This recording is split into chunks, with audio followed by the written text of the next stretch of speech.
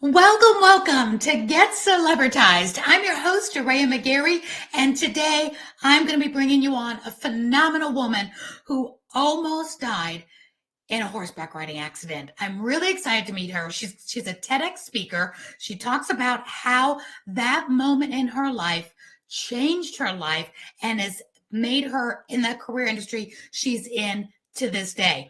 Now, I bring on people every single week to help you earn more, live big, vivacious legacy lives, and give back more. And Lauren Fields is going to be a perfect fit for this show. So hang on. I'm going to bring her up to introduce her to you now, as well as you to her. Lauren Fields is a TEDx speaker, recently a TEDx speaker. She's a personal coach and clinic psychologist, let me say that again. Clinical psychologist master. Yes, she is. Her near fatal horse accident inspired her career choice. Let me bring her up. Lauren, get up here before I get more tongue-tied. I'm so excited to have you here on the show. Hi, Aurea. It's a pleasure to be here. Thank you for the introduction. Well, can you tell I'm excited? I don't normally trip over my words, but not only are you in a field, the horseback riding, that my youngest daughter really dove into since she was 6. I've seen her being thrown by horses. I've seen accidents happen with her. And it was always as a mother's fear to say, oh my gosh, you're just like one throw away from a Christopher Reeves type of thing, but you can't stop them from doing something they love. We can't live our life in fear. So before we start about your amazing TEDx moment, tell us a little bit about what your experience was, because I know it was a near-death experience. Sure. So similar to your daughter, I also started riding at 6 years old, grew up in an equestrian family where I would ride the trails with my parents, got into show jumping, competed all over the US for 10 to 12 years. And at the age of 14, I woke up in a foreign hospital room and looked at my father, who was holding my show jacket and show jumping number from my last memory, which was racing towards the jump in the stadium arena at the Del Mar Fairgrounds here in San Diego. And I woke up having no idea what happened because my last memory was on the horse taking off from the jump.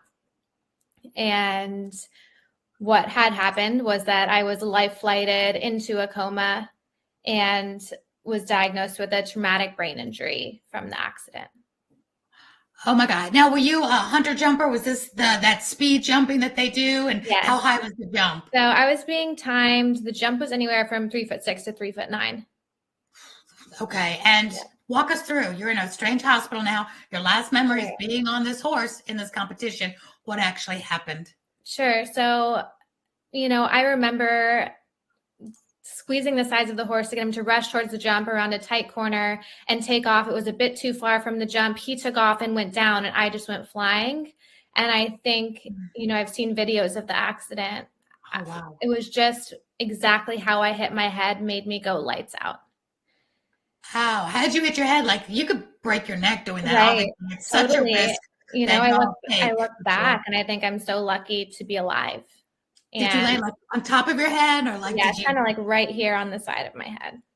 Yeah, your parents must have been freaking out. Freaking out. They're both watching, jumped the fence, jumped into the arena when I didn't wake up. And so I can only imagine not only the fear they felt in that moment, but the fear in the days after that, where they were just in the hospital room hoping that I would wake up.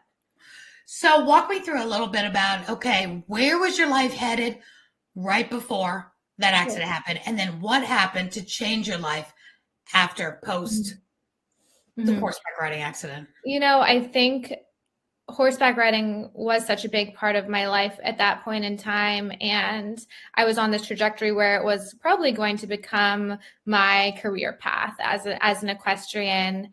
And I was homeschooled at certain points, did independent PE, but I really, at that point in time, the focus was the riding. That was my passion. And when I woke up from that horse accident, I heard the doctors telling my parents, don't send Lauren back to school. She may have to relearn how to speak. She may struggle with memory retention. She may have difficulty walking. She may become violent due to frustration with her circumstances. And I didn't believe a thing they said. And all I wanted to do was prove them wrong and immediately leave the hospital and get back on the horse and keep competing. And I was just in disbelief. And I think I'm a very resilient person. I grew up with a lot of independence. And so I don't think I knew waking up from that accident because I was also so young. I was 14. I didn't know the implications of what it meant to be in a coma or have a traumatic brain injury or what path my life would take. But now looking back, I can see exactly how that event has shaped my life. And I'm so thankful now to be able to have the courage to speak on it. Absolutely. So now you're listening to all this negative that the doctors always have to instill in everybody, like you'll never, and my story, you'll never speak again. Yeah. All right. Well, sometimes they're right, but not always. So there's always that glimmer of hope. Mm-hmm. And we understand doctors want to lay it all on the line. Here's what could happen. Here's your possibility. But we always leave room for God to do a miracle and our life to be different than what a doctor thinks can be. And they always say they could be wrong. They know medicine is not a science, even though it's science, but they don't have all the answers and they can't project everything. Mm-hmm. So now tell us, did you have to relearn how to walk? What was your prognosis when you got out of the hospital? Where did you land after that? So I left the hospital. My parents wholeheartedly believed in my ability to continue on with my life, got the help, thankfully, of some tutors and my professors, and went back to school. Were you walking? I was walking. I walked to the hospital fine. Okay. And went back to school, was in a bit of a fog for a few months. And then after probably like 6 to 9 months, I started experiencing nerve damage and a neurological symptom known as drop foot, where I was struggling to lift my right foot. And so this made walking very painful. And this would come and go. So this can kind of go away on itself, but then a few years later, it became really bad, and it came back and it wasn't going away, and I fractured my foot, and I started to have all these like MRIs and x-rays just to figure out what was going on, and it was not improving. And so I elected to undergo a surgery to repair this, which was a posterior tibial tendon transfer, which was a really intense surgery. Is that on your foot or on your brain? It's on my foot. Okay, I wasn't sure. Did they have to? Because this is exactly. a neurological brain thing that starts here and is affecting your foot, or it's on your foot. Okay, so on my foot, and this was kind of a 6 to 9 month healing. And what I realized in this healing period was I was in such a hurry after the horse accident to prove to everyone how strong I was, that I was okay, that I could go on with my life, that I didn't take the time to go inward and say, what just happened to me? This was serious. Were you only in 8th grade, right? Is in 14, 8th grade? Yes, I was in high school. I was in 9th grade. 9th grade. Okay. So you're just in 9th grade. Oh my gosh. So this was really a transformative time of my life, this healing process, because I was alone when everyone else was kind of out living their best life. And so I dove into books on wellness and self-empowerment and mindfulness. And this is really what started to shape the career trajectory that I am now on, which is personal coaching, self-empowerment, and with a large focus on wellness, because in that period, I had to learn how to take care of myself and love myself. But you also got a degree in psychology. Tell us why you did that, because I can see that'd be so important because you're learning everything to do with the brain. So a master's in psychology, that's really cool. So I studied business and economics in undergrad, and then I graduated college, started working in the corporate world in New York City, and which was really intense. And so at this time, my whole focus when I wasn't in the office was wellness, yoga, Pilates. I was studying to be a certified health and wellness coach, a life coach. So I just have been building this along my journey on the side. And what I finally realized is I'm missing the science behind human behavior and the study of the mind. And so I'm in this clinical psychology master's program right now, currently. And I'm really excited in how it is already influencing my coaching practice, and, eventually want to use it to become a therapist, to write books, to give keynotes, just understanding how complex we all are. Absolutely. No, okay. You took us a little. I'm going to backtrack just a smidge before we start Sure. talking about TEDx. All right, you're 14. You're 14, and you want to prove the doctor's wrong, and you go back to school, and you're having this ongoing issues on and off. But did you get back on a horse? What happened with your horse career? Were you able to ever do that again? Did you still have horses, or did you have to just cold turkey? That was it, and that was the last time you ever were on a horse. So directly from the hospital, I went to the stable to see the horses. And within, I would say, 3 weeks to a month, I was back on the horse and competing again within a couple of months. Was it your horse? Of course, it was your horse, right? It was a horse that I was leasing at the time, Okay. but I had other horses of my own then as well. And so I did get back in the saddle. I did compete again, probably for another year or two. Did you jump again? I jumped again. I was competing again, and I felt so, I was just, I don't know, I didn't have fear around it. It was my passion, and I don't think I realized the extent of severity that moment had because I was young, and I just didn't realize what that meant. You know, I hear that a lot. We hear about people having near-death experiences, whether they're, parachuting out of a plane and something goes wrong, or bungee jumping, or skiing, whatever, and they're right back in the saddle at the minute. They, daredevils and all those people, there's some kind of adrenaline going on. But as you're studying, or as you've studied psychology, what is there a connection there on what makes people get back in and do something that almost took their life? Is there something that one sector of the world has that makes them do that, and the other sector that says, I would never do it again? What's that kind of, commonality or uncommonality there? I think it is an innate view of fear. And it is, I think more people have a higher tolerance for risk than others. Some people are more resilient than others. Sure. And in some ways, I wanted to prove anyone wrong who believed that I couldn't do this. But I really don't believe I had an agenda. I think it was just this innate desire of, this is what I love to do. There's no way you're going to stop me. I love that. And you love the horses too. So as you're going over that first jump after the accident, what were you? Were you excited? Were you afraid? Was it feel the fear and do it anyway? Tell us what was going through your mind. This also helps the entrepreneur that watches my show, that, gosh, if you can do it, literally get back up on the horse and go for it. We say that all the time in entrepreneurship, that get back in the saddle, do that again. And we're not really talking about a saddle. Your case, we are. So you're in the saddle. You're 14, maybe now you're 15, and you haven't done this since the accident. Are you excited? Is your adrenaline rushing? Or are you scared out of your wits and you did it anyway? I think it was all of the above, but I would say the fear was low. I'm sure there was a little bit just because of what had happened. But when an event like that happens, you're kind of blacked out. Like you don't remember between the fall and the waking up in the hospital. That'll be a good thing. Yeah. That'd be a good thing not to remember. Kind of like being in, I've been in a car accident, and I know people have been in a devastating car accident, and we get back in the car, at any moment, anybody could, sideswipe you again or hit you. You have to live life. But you're right. Some people have a higher tolerance for pain than others. And I love what you said. You have a higher tolerance for risk factors.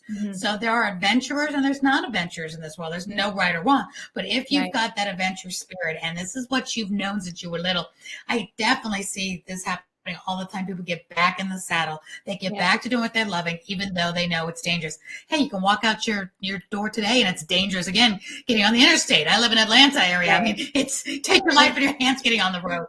So why not doing something you love?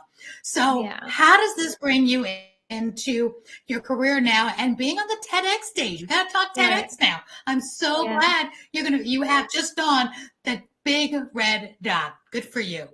Thank you so much. I can't wait for the talk to air and be live. Me too. And the talk was in fact related. Are you here? There you are. Oh yeah, I was just giving you the screen. Go for it. Okay, perfect. The talk was in fact related. Pardon? The talk was related. In on you. The talk was related to the accident, but it's interesting because what we're talking about is getting back in the saddle, and it's what we're always told in life is get back up, dust yourself off. But what I focused on in the talk is this space between falling and getting back on the horse, because I think it's an overlooked space, and it's what a lot of people need help with, are these moments where maybe everyone's telling them to get back up. Maybe they've just gone through a breakup. Maybe they're going through a health crisis. Maybe they are going through a career shift. And instead of rushing through these big moments in life, to take a minute to reflect, rebuild, and recover. Because by going inwards and really understanding what happened, you set yourself up for more success going forward. And so that was a lot of the focus on my talk, and it incorporates elements of wellness and psychology that I've learned over the years and real life experience.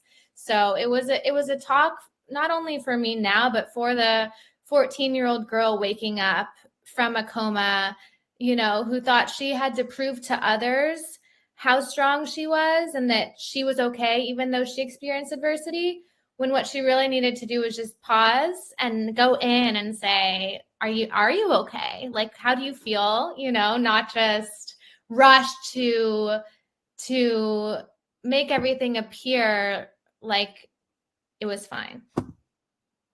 So what was the name of your TEDx talk? What's the title? Space between falling and getting back on the horse. That's great. That's great. And what are you hoping the world, in a nutshell, really gets from that talk? Because you really could teach us so much from that moment, especially as such a young girl, and now where your life is now. There's so many lessons to be learned. And I foresee that's not going to be your last TEDx talk either, because TEDx is such a great platform to share ideas, and you're not done with new ideas and new ways of thinking about things. You're just beginning your whole coaching, career. You're going to learn so much. So we're going to talk about how you got TEDx too, but tell us what you're really hoping people will take away from your TEDx presentation. I think a couple of different things. One of them being, when someone tells you can't do something, or someone has limiting beliefs on you and your ability, don't believe them. That's a great one. And people need to hear that more often, for sure, because we say those things all the time too. But when somebody like you steps on that red dot and says, hey, everybody's saying this, now look at me. And it really gives us, really good hope. Like, same with me, they'll never speak again. Really? Watch me. But mine was more, I had more, why not me? And if that was my prognosis, I'd be okay with it. But once I got out of that bed and realized I couldn't talk, it was so frustrating. And I really didn't want to stay that way. And I was really hoping and praying for that miracle, because it was so hard when your mind races and you have something you want to say and you want to talk and you have to write it down. And we didn't even have text at the time. Not even imagine. 1999. We didn't even have social media. So, I mean, barely had email, So it was like, oh, you want to talk and you can't. And I could see very easily that turning into depression if my life had continued where I could not communicate. So this is so important. People know, believe in your miracle. What have you got to lose? So talk to us now about how you got the TEDx stage, because a lot of my clients and people in my community, they're all like, how do you get on the stage? How do you get picked? And in my case, they sought after me because it was through connections of my summit. So how did you get selected? Did you go after yourself? Did you submit? Or did somebody hear about your story and invite you? Sure. So I don't remember. I think I was maybe in Tulum or somewhere, and I saw the TEDx letters. This must have been like 8 years ago, 8 to 10 years ago. You saw TEDx letters? What do you mean? I saw TEDx, like there was a TEDx event somewhere that I was traveling to. The big red letters. I gotcha. And I was like, wow. In that moment, I was like, I want to give a TEDx talk. And I started watching all the videos, and I was like, I don't know what I would speak about. And like, fast forward to now, and I was just in a point of my life, and it was actually a difficult time in my life where unpredictable sequence of events had happened, and I was kind of entering a new chapter, kind of unsure of where it was going. But I knew, like, I've been building for a while, like wanting to really build a personal brand, wanting to expand my coaching business. I'm now studying for a master's in clinical psychology, want to start speaking on what I'm learning, wanting to start sharing my knowledge and helping other people. And so I found a wonderful coach online named Allison to work on like helping me strategize with my idea and what the talk what the main points of the talk would be and what I wanted to speak on. And then I applied to the event in TEDx St. George, and it was a month away. And I got the call, and it was a yes. And so I had 30 days to the best of my ability, nail this talk. And I devoted over 100 hours in that month just to rehearsing and practicing, because I had it. It was my first public speaking opportunity. You know, your first public speaking is on a TEDx stage. You have 30 days to get it together. When this is not an easy feat, this is like nothing speakers ever can imagine. TEDx is very rule sensitive. There's rules to this. You have to submit your speech. You just don't get on a TEDx stage and wing it. There's so many levels of approval, all the way to the point where even right before you step on the stage of a TEDx talk, they could deny you for any reason. Let's say you got bad press or something happened, like, nope, you're not a good fit. Sorry. You could be one step away from hitting that red dot, and they could cancel you. And here you are in your first speaking, got 30 days, you pull it together, you gave it the hours that it deserved. Most people would have 6 months and still only doing 100 hours. You know, time expands to that which it's allowed. So you got it all done in a month, which also shows you can do a whole lot in very small amount of time. So good for you for doing that. And I'm really excited to see it. I know it's not out yet, but by the time people see this episode, I'm sure it will be out. So TEDxstgeorge.com is the website, but also if they search you, Lauren Fields TEDx talk, I'm sure it'll come up, because that's how people find, all of us on YouTube. Just go to TEDx, next to anybody's name you want to see, or hear their TEDx talk. And I like that you also did your homework and you watched other people's TEDx. So this was an 8-year kind of dream in the making. It was a dream in the making. And I think what had finally happened is that life shook me up a bit and said, Lauren, what do you want to go after? And this was always something that was on my list. And I didn't even realize and I'm sure you can relate, is like the power that comes along with like giving yourself a voice and sharing your story, because you never know who can benefit from hearing what you went through. And I just feel like it was such a transformative moment, and I'm so thankful for it. And it was so much more than just going and giving a TEDx talk. I just feel all of these doors opening and myself expanding and opening up and living in my authentic self. So it feels incredible. I love that. Now, do you ever go back? Because I know I was in the world of equestrian with my daughter when she was little. There is a world of little girls, some little boys, but lots of little girls going for the dream. Making the Olympics is on their goal poster, and they're living the dream. They know that it's a risky and it's a very dangerous business, but they love it just like you did and my daughter did. Do you ever feel like you'll go back and you'll speak to these girls so you can empower the young girls of the next generation? I could still see you do that. I would love to do that. I can see that being part of my future. As we both know, life is unpredictable. Yeah. And so I would never stop anyone. I would only encourage them from chasing after their dream. And at one point, going to the Olympics as an equestrian was part of my dream.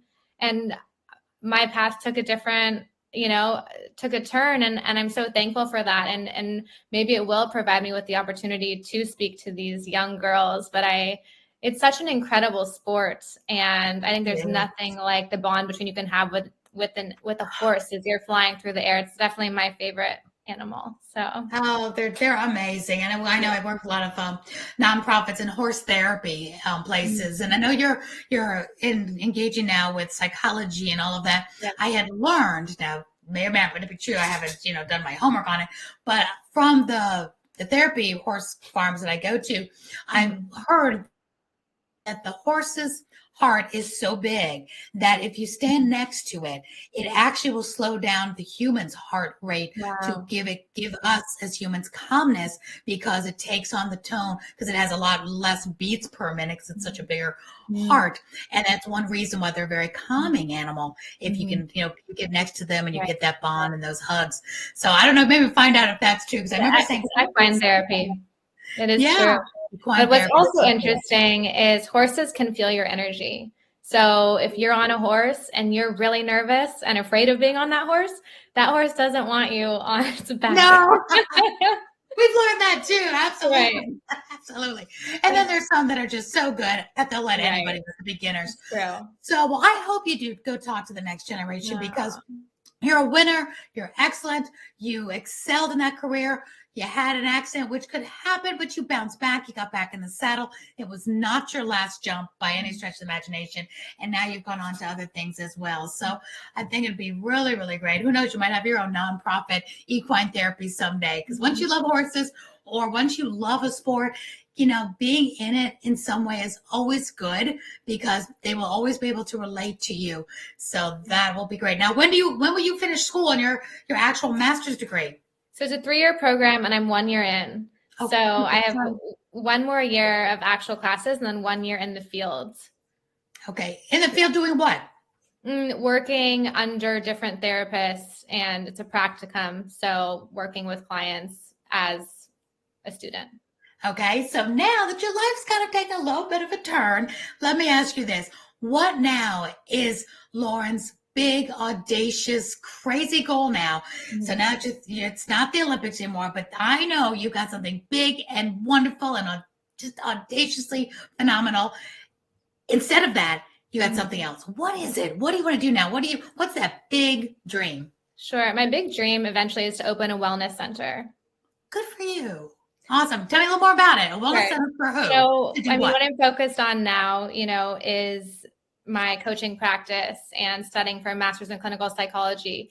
And what I want to build is a unique approach to coaching that is it's a more involved practice than you would see in regular therapy or coaching. That's almost cathartic, where I interact with my clients. I get them up off the couch. I get them dancing, laughing, crying, screaming to reignite the sparkle within them, to feel seen, loved, heard, to get their voice back. And so this is really my focus now, is getting to a point where I can open up my own center where I have this coaching method, and it also may have, yoga, Pilates, spa, just all things wellness. I love that. Now, do you think you'll have retreats like for women or anything like that? I can see that being an avenue as well. Retreats, a book, an online course, a wellness center. These are all the things that I'm building out now. You are so going to do it. I'm so excited for you, Lauren. I mean, you're only just beginning. Oh, it's so great. It's so great to see that you've had this big pivot. And look what you're doing with it. So good for you. You are going to be an inspiration to young girls, especially everywhere. I see you talking on a lot of stages to a lot of young girls in particular. Now, boys, yes, guys, yes, we get that. But there's something about giving little girls hope, and letting them know that the sky's the limit and that nothing can stop them. Because as a woman, I'm way older than you, but so many times, when you get to these milestones, the 30, the 40, the 50, and as women, it's that I'm too old, or it's too late for me. And when we see young girls like yourself, you're going into this now, you're going to constantly inspire every decade of women's lives. Say you can do it. What's stopping you? And just love that. I just love that. Thank you so much. It's the mindset. It is a mindset. It is a mindset. All right. Well, we know your TEDx is coming up. So give us I'm going to have just a few more questions and then we'll let you go. One, best advice for anyone that's wanting to get on the TEDx stage. Give them your best advice to get on that stage. Sure. I would say my best advice is start. Take action. You want anything in life? Begin figuring out how to get there. Break the steps down. Get your idea down. Start writing a talk. Start reaching out. If you need help with the talk, find someone who specializes in helping people write TEDx talks. Get your idea down and start practicing your talk. If you can't afford to hire someone to help you, go online through YouTube. We have endless resources and videos on how to practice and tips. I started reading a few different books on TEDx.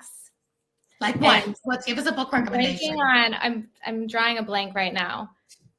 Send it to me. We'll put it in the description. Yeah, I'll send you. There were 2 books that I read. Perfect. And it talks about the best TEDx talks and what these people did in these talks that made them stand out. I started watching all on YouTube, as many TEDx talks as I could.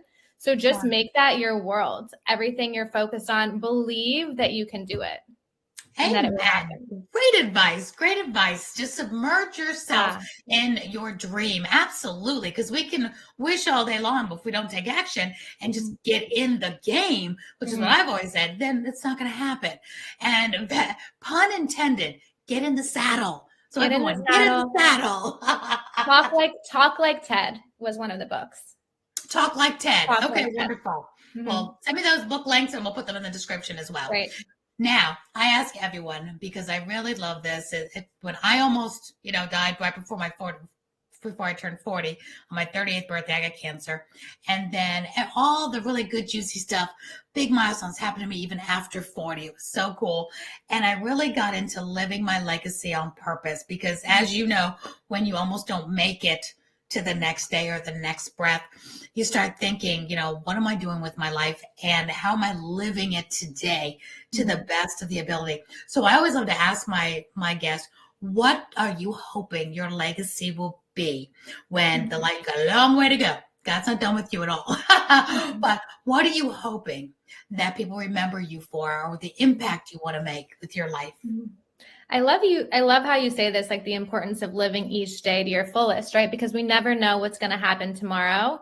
And we also can't change what happened yesterday. So I'm a firm believer in, how do you want to show up today? How's your story going? Are you doing all the things to make sure you, as the main character, can show up how you want to show up?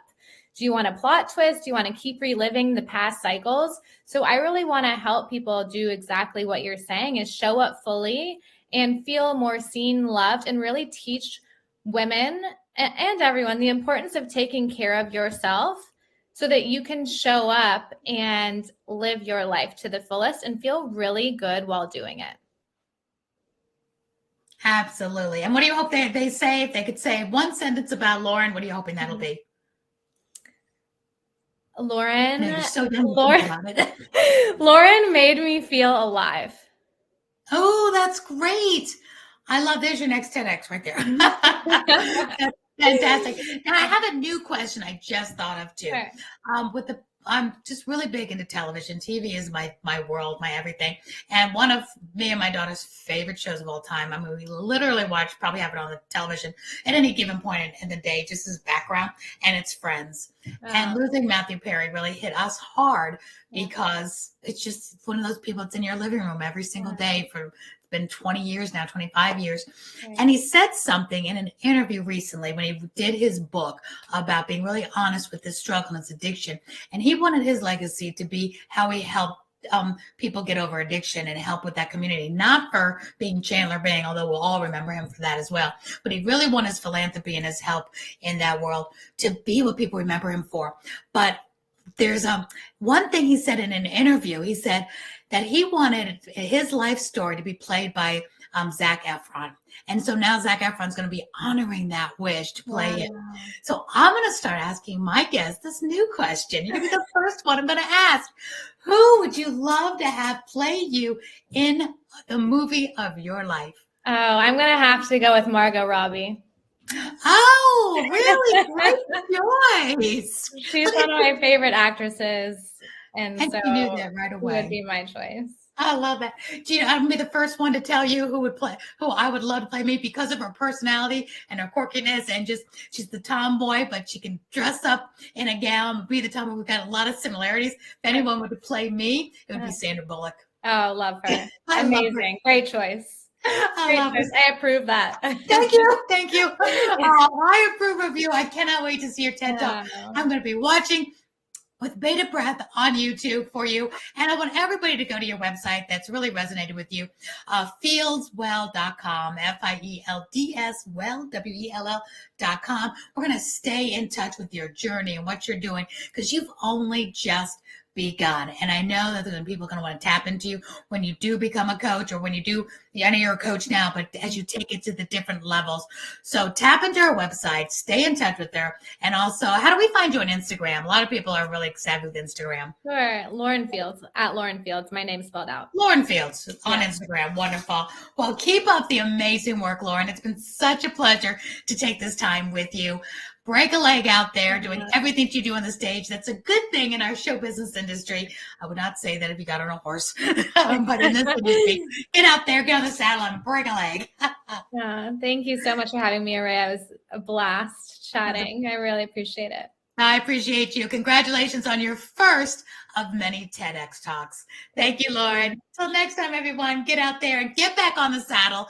Make your dreams come true. Totally absorb yourself in what your dream is. You can do it.